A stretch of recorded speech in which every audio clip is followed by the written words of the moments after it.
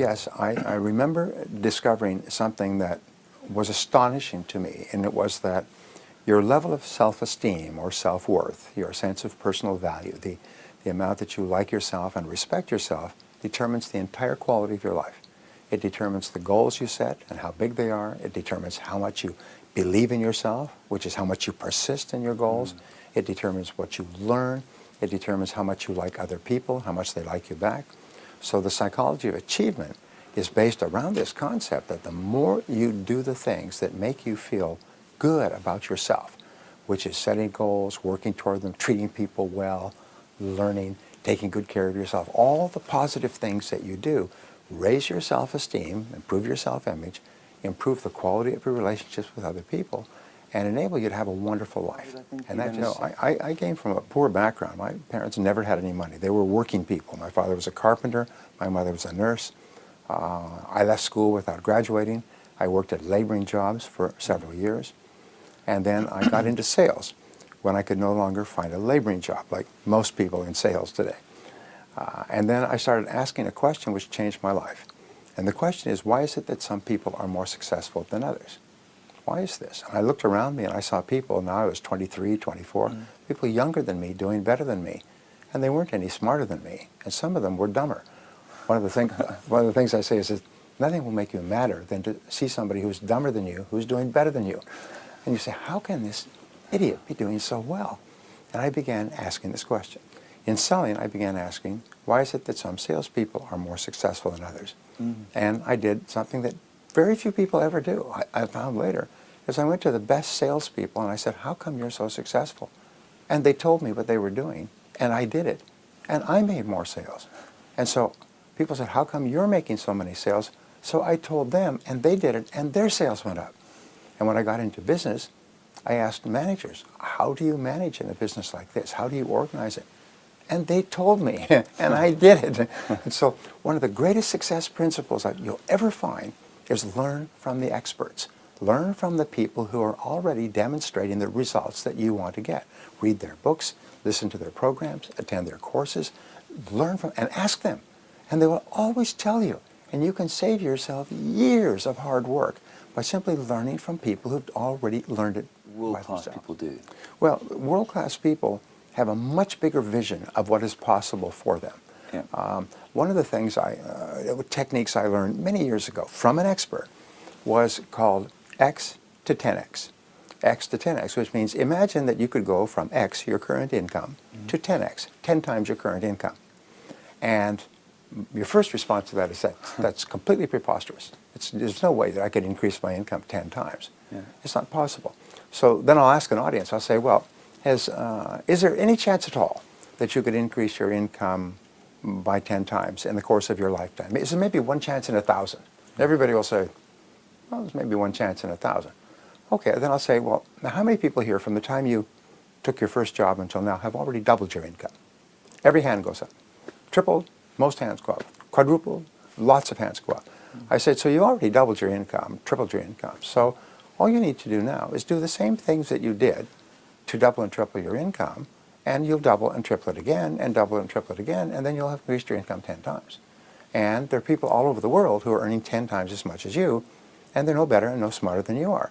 And what this does is it explodes your thinking, because most of us begin to develop narrow thinking around our current income.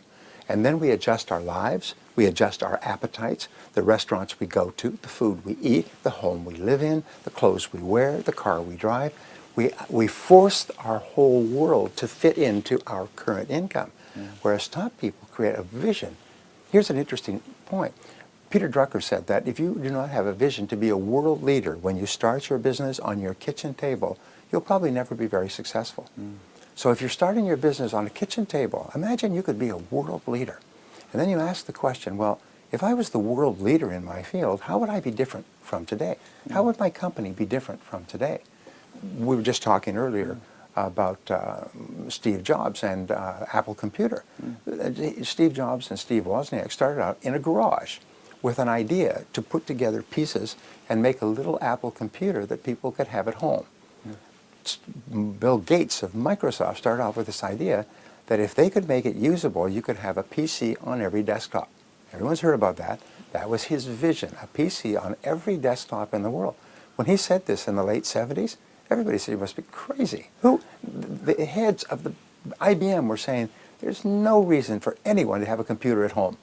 There's no reason for anyone to have a personal computer. And within a couple of years, they were literally avalanched out of the business because you find that everybody wanted a personal computer. The only question was the technology to build it and the programs to operate. Today, if you don't have a computer, you're living in the Stone Ages. People, your telephone is a computer. You have an iPad. You have a computer at home. You have a. So you start thinking of, if your business was world class, if you were world class, how would you be different from today? And then here's the key. This is the key. Take the first step. The first step is always the hardest step because it forces you, like a chick breaking out of an egg when it hatches. The first step forces you to break out of your comfort zone. And the comfort zone is so strong that probably 90% of people are held back from their full potential all their life because of this vice-like comfort zone. And when you take the first step, the only way you can do it is break out. And suddenly you see the second step and the third step and the fourth step. And then as you take the steps, your self-esteem goes up and your self-confidence goes up and you become more creative and you start to think of all kinds of ideas. And people say, what has gotten into you? I mean, what are you smoking? Because whatever it is, you should share it with the others. And so this is the difference between top people, is they have a big idea of what's possible. What I do is this. I take out my magic wand. I always have my magic wand. And I'll do this with every audience. I'll say the key to success is what is called future orientation. That means top people, top 10% of people, think about the future most of the time. They think about the future most of the time, and they practice a concept used by top people called idealization. They idealize, they imagine they have no limitations, and they imagine you could wave a magic wand and make your future perfect in every way. So we say there's 4 areas. The first area is, of course, your income, your career, your work. If it was perfect, if you're earning the kind of money you wanted, doing what you wanted to do with the people you wanted to do it, what would it look like 5 years from now, and how would it be different from today? And the same thing we say is with your relationships and your family. If your family life and lifestyle was perfect, how would it be different from today? I just spoke to somebody who asked this question. He was really shocked because he found that he was working 12-hour days. He was seeing his kids once or twice a week. His wife was frustrated and irritated. He'd come home late at night and he'd watch television. And he realized, the reason I'm trying to be successful is so I can provide a good life for my family. And here I am ignoring my family. So he began to idealize and say, if my family life was perfect, what would it look like? He said, I would have dinner with my family every night. And so he changed his schedule. So he got his work done, and he would have dinner with his family every night. And then he would play with his children, and then he'd put them to bed, and then he would work later in the evening, and then go to bed at a reasonable time. He said, transformed his family life completely. And so, but if you don't think about these things, you'll just go on the same way forever, doing what you're doing. Ask if your health was perfect, how would it be different? And finally, if your financial situation was perfect in every way, how would it be different from today? And then, what is the first thing you could do, the first step, right now, to make your future life perfect in every way? And whatever it is, just take the first step. Well, I teach a program. It's an advanced coaching and mentoring program to business owners.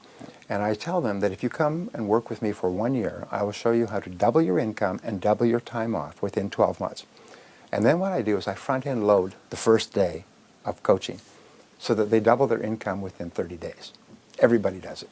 It's very simple. I hand them out a spiral notebook, like a school notebook, and I say, what I'm going to ask you to do is I'm going to ask you to write down 10 goals that you'd like to accomplish in the next 12 months. Write them in the present tense as though they are already a reality. Not I will earn, but I earn. And then at the end of it, write by and have a due date. I earn this amount by this date. I weigh this number of kilos or pounds by this date. I achieve this goal by this date. Now, when you write it down, you engage in what is called a psychoneuromotor activity, which is a 50-cent word, as we say. It's a big word. But what it means is that you see it when you're writing it, you sub-vocalize when you are speaking, you kinesthetically write it, and by doing the handwriting, you actually program it into the hard drive of your subconscious mind. And I've had people do this exercise once, and a year later, they found that list of goals, And they were astonished to find that 8 of the 10 goals had been achieved. I spoke to a gentleman recently, remarkable story. He said, after he had gone through my seminar, he heard me say, write down 101 goals that you want to accomplish in your lifetime. Well, he was about 24. He was struggling. He was poor. He had a used car, no money, unmarried, single, so on. So he went home that weekend. He got a spiral notebook. He wrote down 101 goals. Now, 12 years later, I'm coming back to the same city, Atlanta, Georgia. And so he came to my seminar. And he said, I have to talk to you. He said, because 2 weeks ago, I was going through my papers, and I found that notebook. And I said, there's that notebook I wrote so many years ago. And he took it out, and he said, I wonder how I did. And so he began looking, and he took out a pen, and he began ticking off the 101 goals. Well, yes, I achieved that. And I achieved that. And I achieved that. He said, Brian, and he started to cry.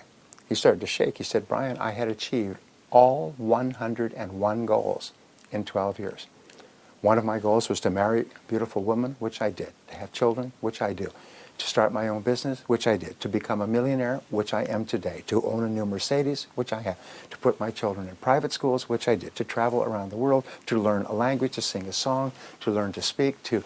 He said it was unbelievable. He said, not 100, 101 goals had been achieved in 12 years. He said it was overwhelming to him. He could not believe it because I had told him, if you write them down, it's like programming them into your subconscious mind, where they then begin to work 24 hours a day while you're doing other things. What I do is I rewrite my goals every morning. I carry a spiral notebook. I have stacks now over the years. And every morning I get up, when I do a little bit of reading, I exercise, and then I'll open my book and I'll write down the goals. Now here's the key. Do not refer to the previous day. What you do is you turn it over and you rewrite your goals again today. Now here's what will happen. When you first write down 10 goals, they will be the first things that occur to you. The next day, when you write them down without reference, you will change the order. You may actually drop off one or add something else. The wording will change in the goals, which is very important because your subconscious mind is activated by the precision of the words that you use. And so you'll find yourself writing the goals differently and in different order and sequence. And at a certain point, you'll find yourself every morning writing the same 10 goals, like that. And then, one by one, they'll start to be achieved and replaced by a new goal. And a year from now, it's almost like if you decided to exercise and lose weight a little bit each day, a year from now, you could be as fit as an Olympic athlete. A year from now, you will have accomplished so much, it will be astonishing to you. You know, and people say, well, it sounds really good, big American motivational speaker and so on. They say, but what if it doesn't work? I say, no, that's the wrong question. What if it does work? All it costs is a spiral notebook, a pen, and a few minutes a day, maybe 5 minutes. What if it could transform your life, as it has done for millions of other people, with no exceptions, in 56 countries where I've spoken? So if it works for everybody, everywhere in the world, it'll probably work for you. All it takes is 5 minutes a day. And it's really a test of how much you really want those goals, is do you have the discipline to rewrite them every day? If you will do that, that front loads the entire success process. You know, the very act of writing goals raises your self-esteem, it improves your self-image, it increases your self-confidence, and it activates your creative mind. You start to see all kinds of ideas and ways to achieve the goals that you've written. It's so powerful. It's literally life-changing. It's not a time planner. No. It's just, it is your goals for the foreseeable future. Okay. Now, when I say start off, write down 1-year goals. If you have more confidence, you can write down 5- and 10-year goals. But I have never written a goal that I didn't achieve. And I've gone from literally from rags to riches, from being broke to being worth an enormous amount of money. And it was exactly what I wrote down. the car, the home, the family, the business. Everything I wrote down eventually came true. And everybody I speak to says, it all comes true. Well, we call this the winning edge technique. We find that top people have edges. They're a little bit better. Just like the Olympic athletes win by an inch, they win the gold, and the person who comes in 2 inches later doesn't even appear on the winner's stand. The winning edge concept says that a horse that wins in a horse race by a nose wins 10 times the prize money of the horse that comes in second by a nose. And now, is the horse that comes in first 10 times faster, 10 times better, 10 times anything? No, just a nose faster. A nose can be an inch or two in a photo finish, and it can make the difference between world championship and forgotten. Top people, and the research that's coming out now since the last time we were together, shows that the best people in every field, the ones that go from the bottom to the top in their careers, are people who engage in a concept called deliberate practice. Now, this is a breakthrough concept. It's like quality circles. It's a whole new concept in business. Deliberate practice means that, like a sniper, they select the one skill that today can help them the most to be the most productive, to make the greatest contribution where they are right now. And they ask around, if I was really good at one skill, you know, the magic wand concept, if I was really good at one skill right now, which one skill would help me the most at this stage of my career? And your boss can tell you, your coworkers can tell you, your staff can tell you, but you've got to know, because this is the key. It's almost like you're trapped in a room, there's one door out. The one door is the most important skill that you can learn. If you learn all the other skills, you go out through all the other doors, nothing will improve for you. But if you get really good in this one skill today, it can really help you. Sometimes it's understanding financial statements. Sometimes it's negotiating. Sometimes it's being really excellent in meeting management. Sometimes it's good at public speaking. Sometimes, you never know what it is, but people around you know what it is, and in your heart you know what it is. But here's the point. All business skills are learnable. All business skills are learnable. That means you can learn any business skill. And the point is, you must never allow yourself to be held back in your career, to be trapped in the room with the doors all ready to be opened with the keys and the locks. You must never allow yourself to be trapped because you lack a business skill. And many people, give you a very simple example, delegation. The ability to delegate intelligently and well to the right person in the right way, the right job, and make sure it's done, is an absolutely essential executive skill. If you do not have it, you cannot survive or succeed as an executive. You must be replaced or carefully supervised, because you will never get results through other people, the definition of management. But delegation is a learnable skill, and every successful executive is excellent at delegating. They're excellent at selecting the right people, working with them to get clarity about the right job and what needs to be done, making sure that they have everything that they need, and then backing away and letting them do it. Because if you can't delegate a task, you must do it all yourself. And a lot of managers say, well, if you want it done right, you have to do it yourself. No, if you want it done right, you have to delegate it well to someone else and make sure that they do it. So it's just that one skill, and there's a series of management skills, can transform your entire career. I have had senior vice presidents working for me that I've had to fire because they could not delegate. Every single time they handed out a task, it fell in its face. Another task is planning. They could not plan, as they were disorganized all the time.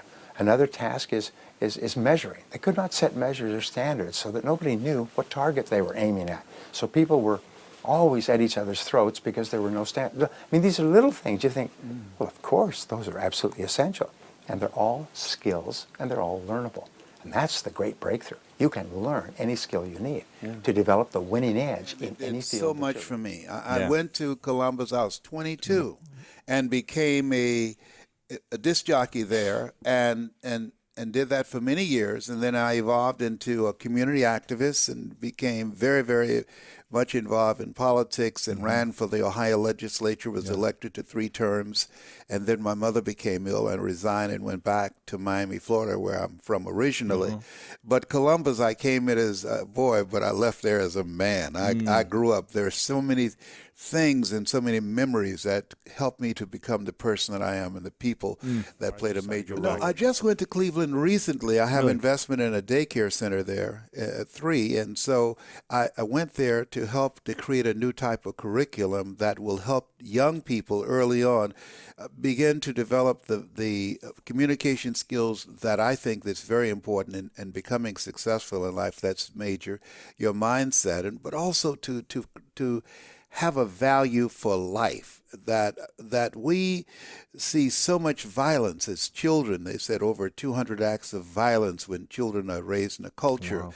And the study that was done by Dr. Seligman in the book called Learned Optimism, the 26-year most exhaustive study on self-esteem, said that between the ages of 0 and 5, that we develop permanent personality characteristics that follow us for the rest of our lives. So being identified and labeled as DT, the dumb twin, it gave me a lot of things to overcome. And one of the things that Dr. Seligman said, that when you are between the ages of 0 and 5, a word is formulated in your heart. That word is yes, or that word is no.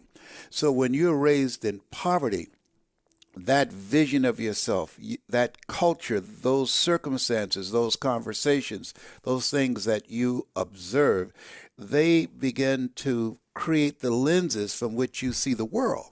And so to overcome that it's a major, major challenge. And so I wanted to use the things that I learned and begin to implement and integrate those into the daycare centers that we have become involved in. That's really cool. Yeah. Well, how many daycare centers are there now? 3. 3 of them. Gotcha. Yes. Very cool.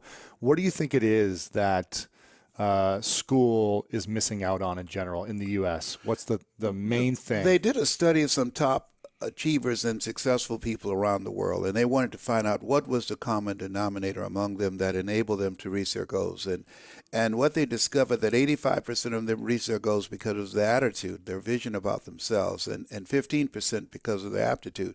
So school, as you know, has been focused on reading, writing, and arithmetic. It does not consider critical thinking and the conceptual education, and it does not help young people begin to mold a vision of themselves that will allow them to be an asset to our society rather than a liability. In fact, particularly when it comes to children of minorities, one of the things that the school systems do, they track and determine based upon the failure rates of African American children and Really? Latino kids in the 3rd grade.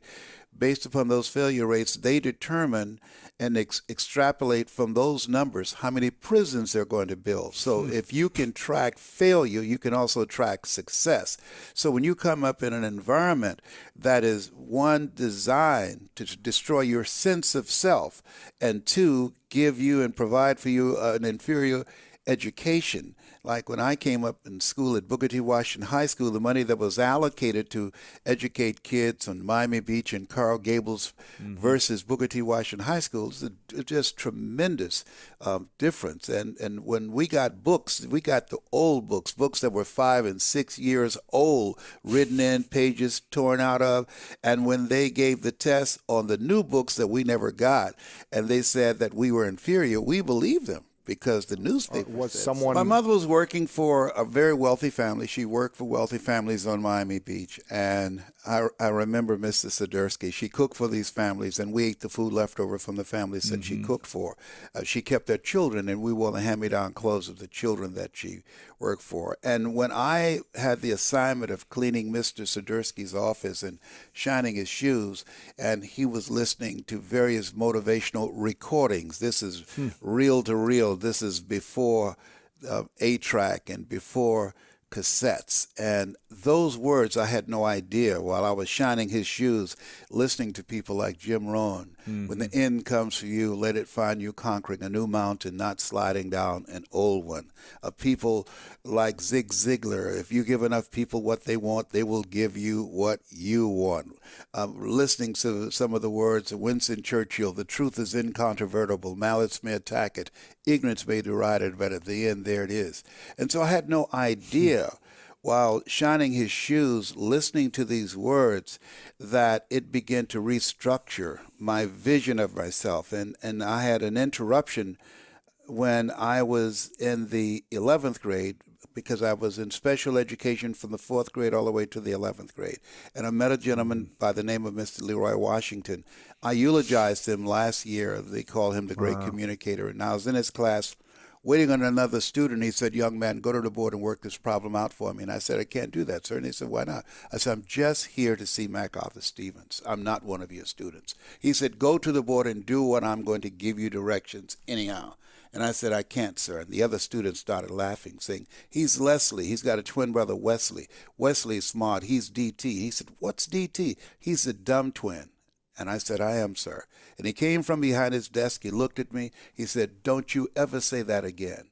Someone's opinion of you does not have to become your reality. My vision, I'm in a place of the Russian author Leo Tolstoy. He said, as I face inevitable death, what in the meaning and purpose of my life that will not be undone or destroyed when I'm gone?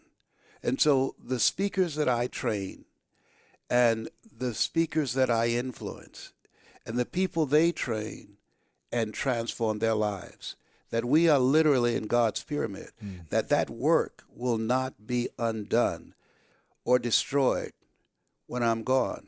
And so my goal now, we learn, we earn, we pass it on. I noticed when Jim Rohn died and Zig Ziglar died, they had not trained anybody. We don't hear anything about the people that they poured into. I've got so many that can go with me toe to toe. However, I tell them, trust me on this. I said, don't let this 72 fool you. I still got the fire up in here, up in here. I taught you everything you know, not everything I know, all right? Right. Young broom's feet clean, but old broom know where to go. Okay. So to me, I believe we live in the greatest country in the world, bar none. We're talking about make America great again. Foolishness. We never stop being great. There's no country that can compare to us. And we have the opportunity, I believe, by multiplying voices of hope, that we can begin to create a new day. A lady came from Australia for me to train her, and she's rather wealthy. And I said, why did you come to me? And she said, I saw you speaking on YouTube in the Georgia Dome, and you were speaking to 80,000 people. She said, wow, and you spoke from your heart, and you held my attention, and I can see you were holding their attention. And she said, can you train me to tell my story from my heart? And I said, yes. And so she started to tell me a story. Wait a minute, you're scripted. I said, that's what set me apart from all the other speakers. They're scripted. If you have a script that you memorize, then you've got to speak from your head. You've got to regurgitate that script. I said, I will train you how to speak extemporaneously so you have the versatility and flexibility to create unforgettable moments in the context of your presentation. And so we started working together. Then she stopped for a moment. I said, can you tell me why you want to do this? And she said, yes. She said, when I saw Dalen Roof, the young white boy who went in a church and killed 9 black people, she said, I felt that there should have been someone standing to his right on trial because he was not born with that hatred in him to kill 9 black people. Somebody poisoned his mind. And then she paused and said, and this gave me goosebumps, and we both cried. She said, I believe the world is as it is, not because a few people are violent. I believe the world is as it is because too many people are silent. And I decided that my goal is at this chapter in my life as I face inevitable death, which I'm believing it will be a long time from now, okay? Yes. I can't believe that I'm 72. I used to think people in their 40s were old. Now that I'm 72, I feel I was a waiter at the Lord's Supper. Okay? So my goal is to train others how to tell their story, how to extract their story, how to organize it, how to deliver it in a way strategically to transform audiences. And I believe by multiplying those voices, we all have an energy signature. There are certain people, when I speak, I'm going to reach them. There's some people that will hear both of us, but there are some people, because of your energy signature, that when you speak, they will hear you not just in their ears, they're going to hear you in their heart. And as a result of them being in your presence and under the influence of your voice, when they leave your presence, you will inspire them, as Mother Teresa would say, to become a pencil in the hand of God and start writing a new chapter with their lives. Last time, Wow. a little bit about my car accident. So when I was a 19-year-old kid, I had this car accident, and prior to the car accident, I had been suicidal. And, coming out of breakup with the woman I loved, I lost my identity in that. became suicidal, had the car accident, and it was just powerful juxtaposition because here I am suicidal, want to take my life, and then I get an accident that says, oh no, I don't want to die. And it forced me to consider how I will evaluate my life at the end of my life. And that has always been the driving force for me is I realized at the end of my life, for me personally, I'm going to ask these questions to evaluate, was I happy with my life? And those for me are, did I live? Did I love? Did I matter? Which isn't, for some people are watching like, so what? But I was 19 and it set in me. And so if you think about it, you know, that was what, 23 years ago? If you wake up every day with a super clear intention and reverence for life, realizing how short it is, you absolutely get back together. You know what's funny is like, I think you nailed it. People take an eye-opening experience and some don't do anything with it and some people grow from it. And I came back from that experience, I was in college, and prior to coming back, I was the depressed kid, the sad kid, kind of the lonely kid, kind of the pull away from the world kid because I was hurt. I came back and I had this new intention to live. So I wanted to meet people and talk to people and they're like, who are you? And anytime you change your life, usually people are like, what's wrong with you? So I was like, what's wrong with you? But I was like, I'm gonna change. Because I knew I didn't want misery anymore. I didn't want suffering. I didn't want sadness. I didn't want negative thinking. I didn't want poor quality of relationships. I didn't want to feel horrible. So I began the quest of, well, how do I not feel horrible? So I started reading, first I started with personal development, self-help, then jumped into spirituality, then jumped into psychology, then jumped into neuroscience, then jumped into sociology, then jumped into leadership, and spent every week for 23 years, I've read a week on one of those topics for 23 years. I went to the seminars, I bought the audio courses, so I'm listening to Dale Carnegie and Napoleon Hill and Earl Nightingale and Jim Rohn and Zig Ziglar and Louise Hay and Marianne Williamson and Debbie Ford and Tony Robbins and Wayne Dyer, Deepak Chopra, Brian Tracy, and I went down deep. Like, I'm very much like you, I'm obsessive. So I got obsessive into psychology. Carl Rogers, Alfred Adler, Roy Baumeister. First and foremost is exactly what you started the show with, which is conscious design. It's like your life doesn't end up an accident. Your life is a series of actions that you initiate or don't initiate. And that your thoughts are going to control that roadmap. And so how are you using your mind today to either make yourself feel great or not? I posted on Instagram this morning. I said, listen, your destiny is ultimately controlled by a decision you already made this morning. Everyone watching this already made a decision this morning. This morning, they made it a life-changing, huge decision this morning. And that is either I'm going to get up, enter the world with no intention, go through the motions to hopefully get by or survive, or I am going to get clear in this morning about what I want, what I'm going after, who I'm going to be, how I'm going to serve, and whether or not I'm going to be excellent and extraordinary or not. And the problem is most people never make that conscious decision. So I was learning early on, make the conscious decision about who you want to be each day, stay congruent with that. And that was, you know, for me, a kid who was just going through the motions, all of a sudden going, oh, who do I want to be? What do I want my relationships to be like? That was really important. And then I started setting personal challenges every month. At the beginning of each month, I do this whole thing where I holistically evaluate my life on the first of every month. And it's like these 10 different categories of my life, you know, from emotional to relational to financial to, you know, career, mission, objectives, all these things. I go down that on the first of the month, just kind of a holistic viewpoint of my life. And then I set a personal challenge and a professional challenge. And I do that every month. Every Sunday, I revisit my progress. Every Sunday for 23 years. So it's not like I'm just, you know, one day ended up in a happy life. It was like that a level of self-evaluation that most people avoid until their birthday or New Year's. I do it every Sunday and every first of the month, and I don't ever miss. And I think that has helped me kind of know what my thing is. Because I don't think I'm super special. It's like what I help people do, and you know, this is chapter 1 of High Performance Habits, right? Seek clarity. The only reason I get to work with all these people you mentioned is because they're at a new level in their life where they're going, what is it now for me? And I help them kind of figure that out. Like, what is it now for you about how you want to define yourself? What types of relationships you want and how deep you want to go? what is it that you want to develop as skill sets, and what is the specific service you want to provide. And I just work them through that, because I've been working through that myself. Desk, journal, green tea. Desk, journal, green tea, and by myself, doors closed, no phones, no computer, just sitting and thinking about it. Do you write? That's self-evaluative and very planning oriented.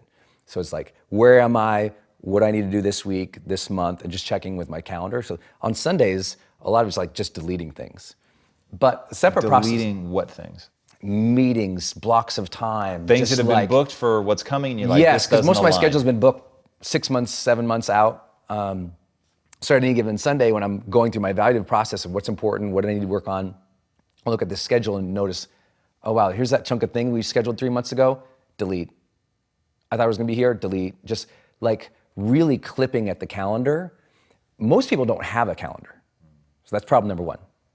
They're not strategically blocking time, moving towards the major things they want in their life. They won't say they're going through the motions, but the calendar reveals it. Like if I parachute in their life and I open up their calendar and there's nothing there, they can't possibly say they're living with purpose or intention. And that sounds so flippant to say, but I can't believe how many people, they're not planning their skill set development.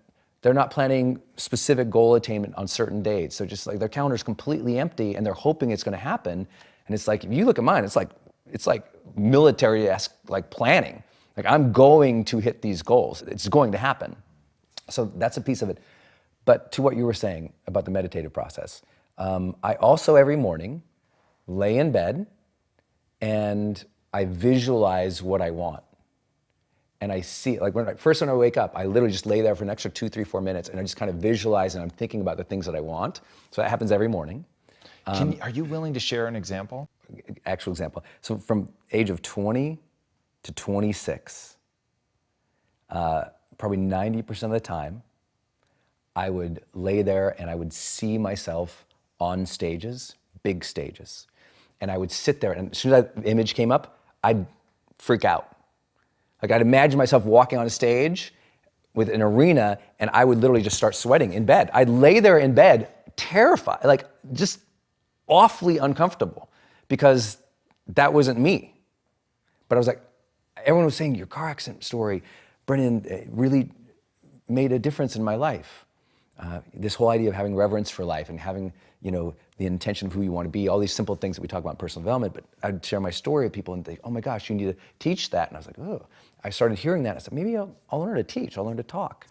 I'll be more expressive because where I'm from, I grew up in an Irish mining town that had been economically depressed for a century. Like men didn't communicate. There was no emotional expression. If their hands came above their waist, they were punching you in the face, I mean, it was a very physical and very violent place I grew up in, but there wasn't emotional expression. So I'd lay there and I'd see myself like talking and moving on stage. If you visualize yourself on stage, people watching now or listening now, if you close your eyes and you see yourself on stage, public speaking, with no podium, no notes to 10,000 people in an arena, most people will get clammy hands and start sweating if you really see it and think about it and feel it and put yourself there for 2 to 3 minutes. I did that for 6 years for 3 to 5 minutes every morning.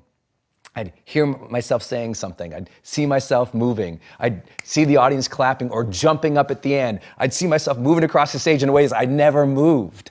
And that visualization created that skill set. Well, in spirituality, it's just called being the observer. So you're observing your life dispassionately from a place of mindfulness and understanding where the judgment isn't there that's negative. And so that's a huge part of it. Because a lot of people, the reason they hate self-audits and they hate self-evaluation because it feels bad, but they're letting it feel bad. Like instead, it's like, how do I perceive this and think through instead what my real intention should be? So how do I do it? And here's how I'd recommend others do it. First, I have my high performance planner, which literally details out. But if you don't have the high performance planner, here's a simple thing to do. 3 things I want you to do every day. First, I want you to write 10 prompts for the morning for yourself. 10 prompts. Those prompts for you might say, how can I be a great mother today? How can I show appreciation to someone on my team today? It might say, how do I care for my health today? It might say, 3 words I want to keep in mind all day. The message I have for myself today is this. The most difficult thing I'm going to face today would be this, and the best way my best self could overcome it is this. 2 big long-term projects to keep in mind are this, right? Those, write down 10 prompts. So the high performance planner begins in the morning.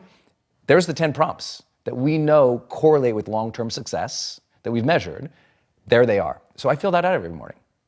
Second thing I want you to do, at the end of the night, 10 more prompts. What did I learn about myself today? What did I learn about other people today? Did I demonstrate my best today? Where did I not? Where did I get stuck? Where did I get frustrated? What negative thought did I have today that I don't need to have anymore?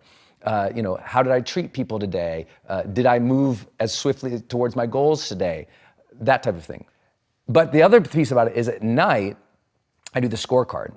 So for me, it's the 6 habits of high performance now: clarity, energy, necessity, productivity, influence, and courage. And so there's the word clarity, and it says, was I very clear about exactly what I need to do today to move forward? Score 1 to 5. And so what you got to do, the third thing I want everyone to do is build your scorecard for the end of the night. And your scorecard might say dad. Your scorecard might say leader. Your scorecard might say specific. But what I've made it is habit driven. So it's generate energy. Did I generate the energy I needed today to deliver my best? Productivity. Did I avoid distraction today and only focus on the needle moving activities? And what do you do if the answer is a low score on something? There's so many low scores in there. What do you do about them? I'm aware of it, and I take that, and what I do is I flip the page for the next day of the planner, and I just write down, don't get stuck here, don't do this. It's just a constant learning process. The nice thing about self-awareness is the human brain has an incredible capacity for guilt. And most people unconsciously let that roll over them and kick their butt and make a horrible life. I love guilt. Guilt is a tool. Guilt is a weapon. Guilt does not have to be a bad thing. It's not like I perpetuate, but I'm like, I love that I feel bad when I don't do a good job. Most people hate that about themselves. I love that feeling. I'm like, I didn't do a good job there. Next time I will. So some people, guilt is discouragement. Other people, it's a signal for learning. To me, guilt is a signal for learning. It is the body and the brain, the spirit, knowing what is right, knowing what is wrong, knowing what's great, knowing what's mediocre. And it's saying, hey, do a little better. Now, if it's translated into a negative impulse, then some people call it guilt. But I'm totally cool with guilt. I think it's good that we feel bad when we do something that is below our standard or that's not right, because that impulse to go, I want to do that better. Like I wanted to make sure I want to come back to my morning visualization. I'm going to be on Tom friggin' Bilyeu's show, one of my favorite people on the planet. I tell all my people to listen to your show, watch your show, like everybody. Like the other day, I was literally coaching a billionaire and I was like, I'm supposed to be with Tom Bilyeu right now. You got to watch his stuff. You got to, like everybody. I'm just like, Tom. So this morning I was thinking like, how would I make that excellent? How would I feel good being on Tom's show? So when I was visualizing that, the one thing I want to make sure I did today was acknowledge you for how incredible of a speaker you have become. Wow. Because I saw you 2 years ago. And the Tom Bilyeu on the stage today is fundamentally the same. It's the same man. The congruence is there, but the performance and the talent and the power with the audience has gone like this. Like you've gone from a passionate dude to one of the best speakers in America right now. Wow, thank you, man. And watching that, I know that is because the impulse is like, when you come off stage and you crush it, or when you're like, I can do better. And that impulse, that desire to learn and drive and do better is something that doesn't always feel good because it says also, I kind of screwed up over there. But when you can dispassionately recognize your performance and go, I actually want to become great at this, all of your psychological and spiritual energies kind of align a little bit to saying, let's grow then. And if you can allow that impulse and deal with that anxiety and that discomfort that comes with it, just like when I was laying in bed for 6 years and an awkward, super weird dude, sweating, and literally profusely sweating, thinking about speaking to people, like profusely sweating. I endured that visualization, that practice, that trial, for myself to become good. And was part of the thing that you're practicing when you're doing that, is it not having the anxiety response? Is that what you're trying to get to? Or are you just visualizing over and over and over, I would move like this, I would say things like this? Yeah. Was it purely tactical for you? Well, luckily I just knew that psychologically with familiarity, the odds of decreasing anxiety is extremely high. So it's basically Same like with running fear. a simulation. Running that simulation, yeah, exactly, like a pilot. Running that simulation over and over and over. If you're a pilot and you run the simulation and it crashes 50 times, the first 10 you're mortified, the last 12 you're on the dials, And so I think just running the pattern over and over visually is really powerful. The world completely underestimates the power of visualization. Completely misutilizes the human power of contemplation. The number one thing I say to my high performance clients is going through the motions is the death of high performance. High performers don't go through the motions. Yeah, I think they've contemplated, they're intentional, they're thoughtful, they've practiced, they want it to go well. And the reason most people don't do that is because the pressure. It puts a lot of pressure on yourself.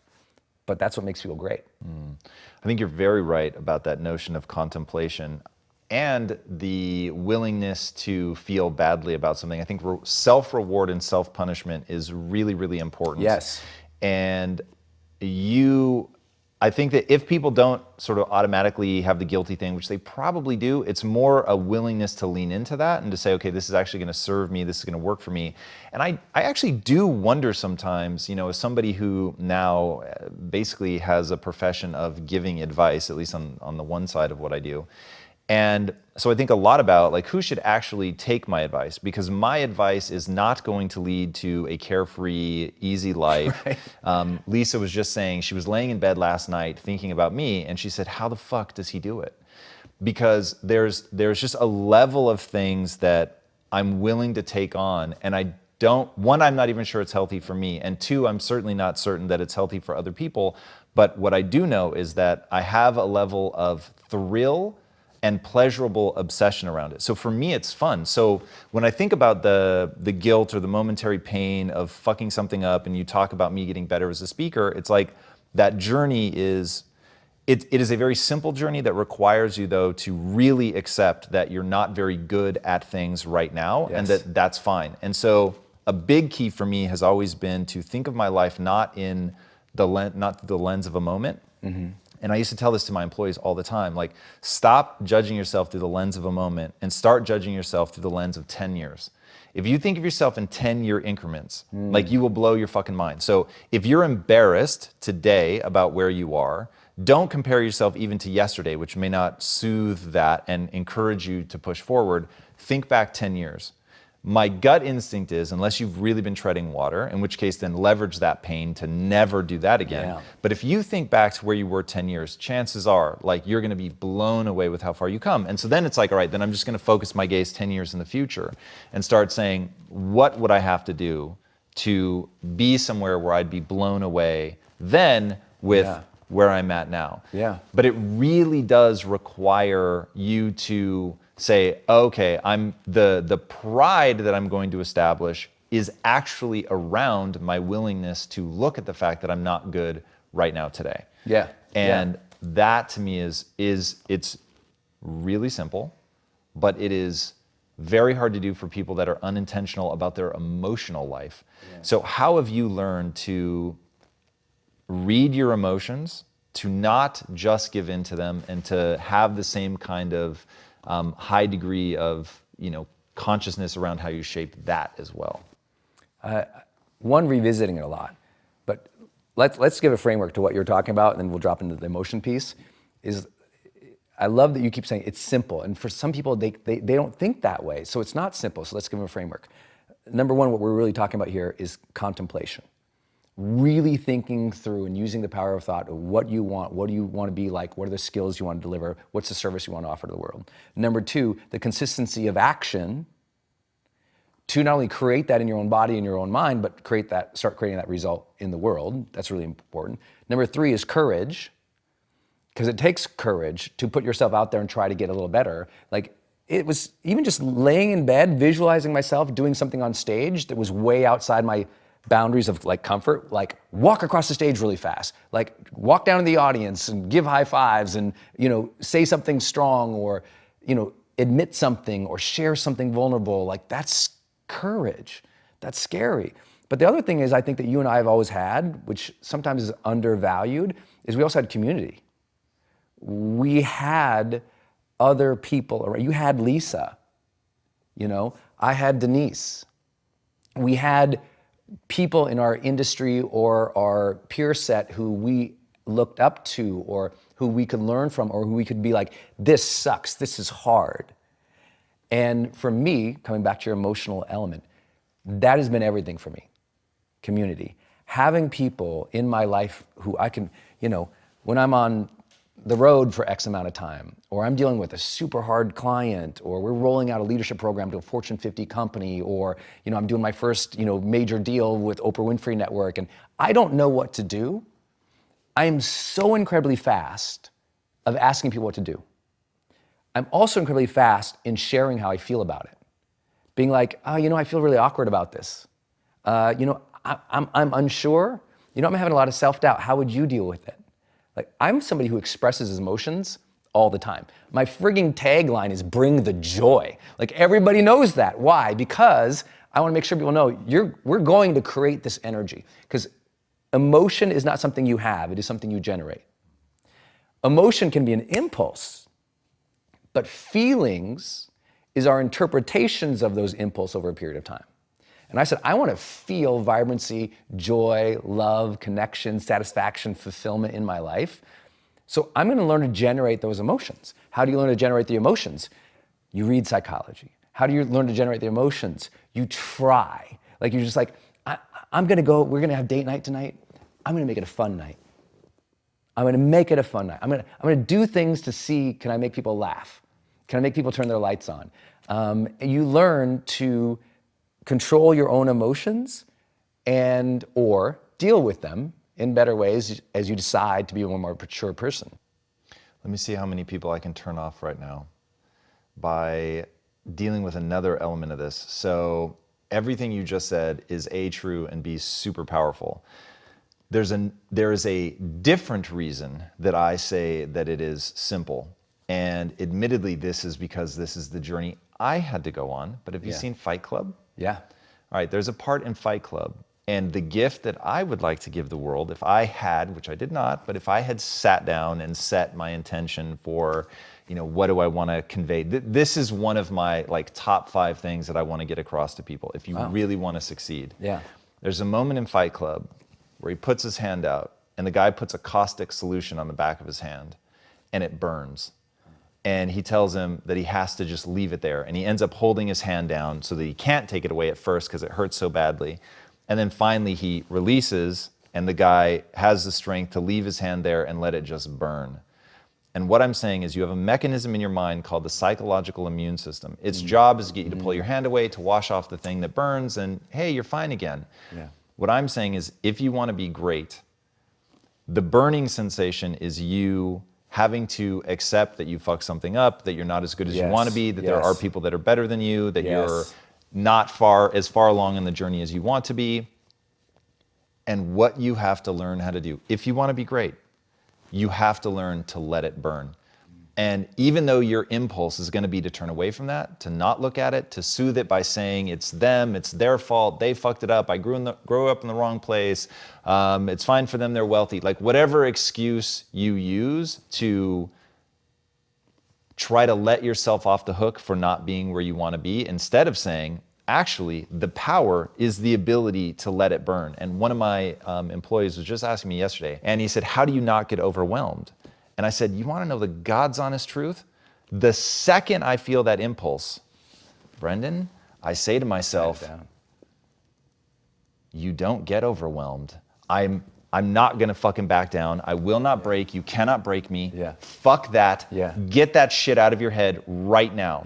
And just interrupting that thought with an aggressive impulse of I'm going to let it burn. Now, I'm not a moron. So I immediately go, hey, thank you, psychology, for letting me know that, ooh, there's a lot of things coming at me right now. Yep. So I'm going to go meditate.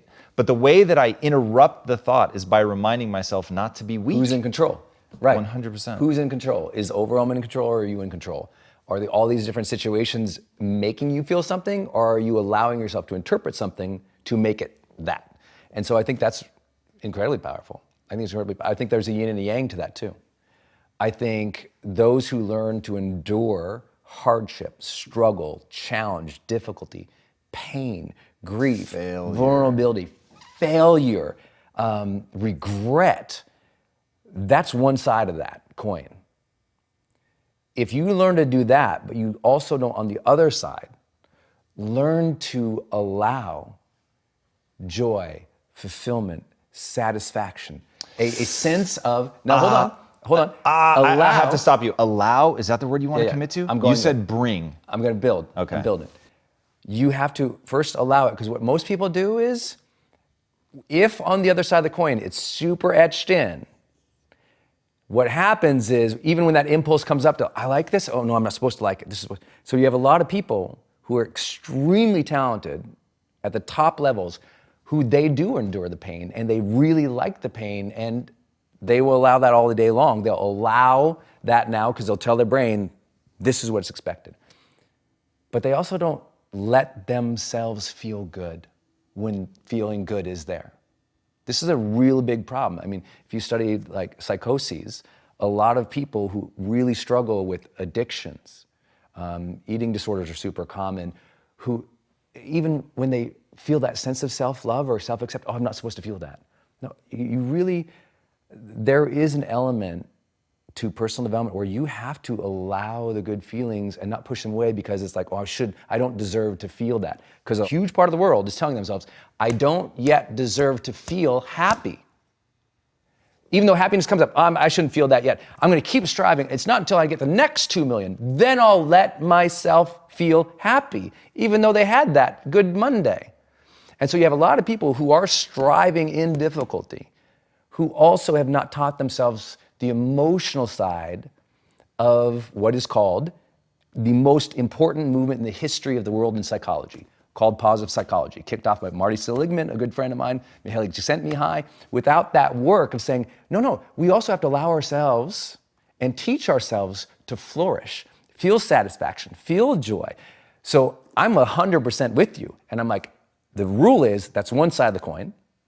And the other rule is, make sure you teach yourself to generate the positive emotions. Because what happens is, if you don't teach yourself to generate the positive emotions as well, then what ends up happening is you burn out, or you become a cliche of the person who had it all and never felt fulfilled.